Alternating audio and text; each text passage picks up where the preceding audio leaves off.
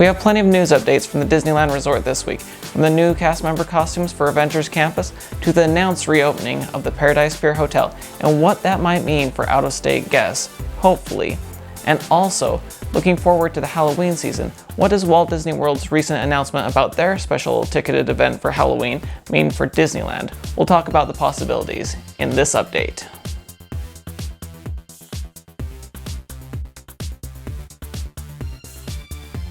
Hey there, my name's Eric D, and today let's dive right into the update because last week Disneyland unveiled the costumes that cast members will be wearing in Avengers Campus, and overall I think these costumes look great.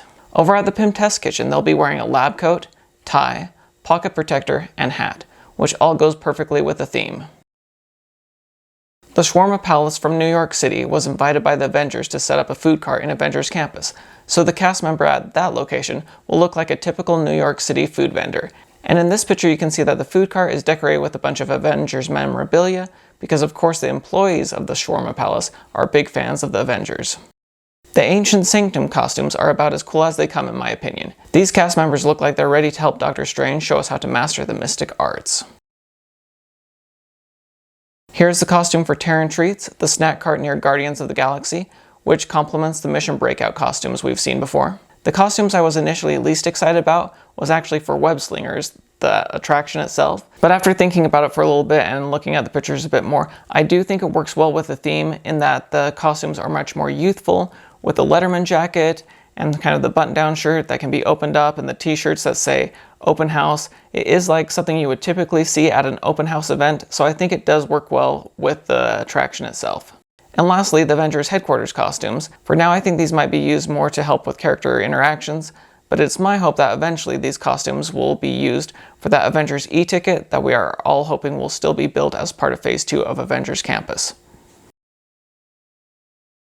So it's very fun to see what the cast members will be wearing, and I know of hearing from different cast members who were talking about it, lots of them were very excited about the costumes, but I think they look awesome. Like I said, initially Web Slingers was my least favorite, but it's starting to grow on me. In the comments below, I would love to hear your thoughts and reactions to the costumes. Which ones are your favorite? Are you like me and maybe didn't love the Web Slingers the most, or was there a different one you didn't like the most? But let me know in the comments below. We also had some other great news for cast members this week when it comes to more cast members returning to work, and that is that the Paradise Pier Hotel will be reopening. Disneyland officially said, "Get ready to enjoy summer fun at the Disneyland Resort as we continue the phased reopening of the hotels of the Disneyland Resort. We are thrilled to announce Disney's Paradise Pier Hotel will reopen and welcome guests back starting June 15th, 2021, with limited capacity. Guests can also look forward to the return of some favorite dining locations including Napa Rose and Storytellers Cafe, starting May 28th, 2021 at Disney's Grand California Hotel and Spa. The Disneyland Hotel will reopen at a later date."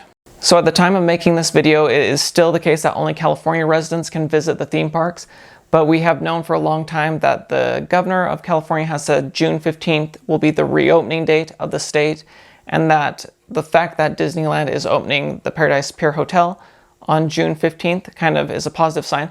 Also, other theme parks like Knott's Berry Farm have used that June 15th day as saying, hey, for those out-of-state guests that have a season pass, we are extending it to next year, June 15th. And so the fact that others are reacting to that June 15th date and things are being planned around that June 15th date, I think it really does bode well for out-of-state guests to hopefully be able to return soon to the Disneyland Resort.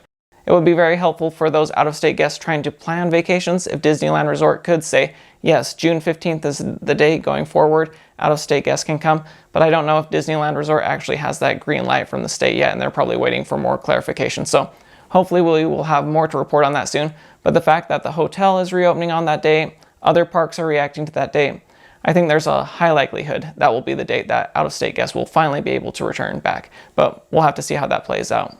And also this past week, Walt Disney World was celebrating the halfway to Halloween, and they announced that Mickey's Not So Scary Halloween Party won't be coming back this year, but they will still be having a special ticketed event at Walt Disney World.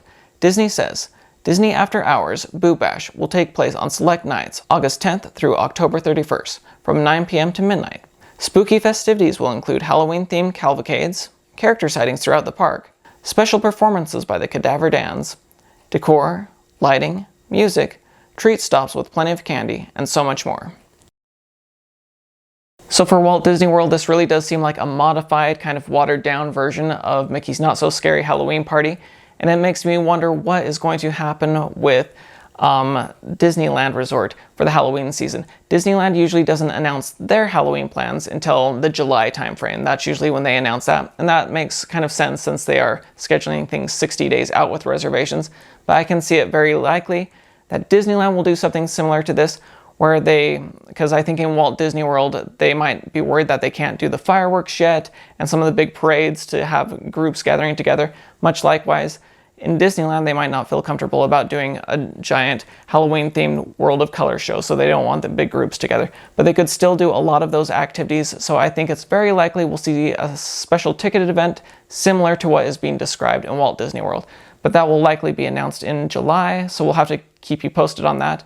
But what are your thoughts on Halloween season? What would you like to see from the Disneyland Resort this coming year? Let me know in the comments below. Hopefully you found this video helpful. If you did, please give a like and consider subscribing to the channel, because my hope is always to make your next Disney adventure a little bit more magical with tips and tricks, food reviews, and news. But thank you so much for watching, and we'll see y'all again real soon.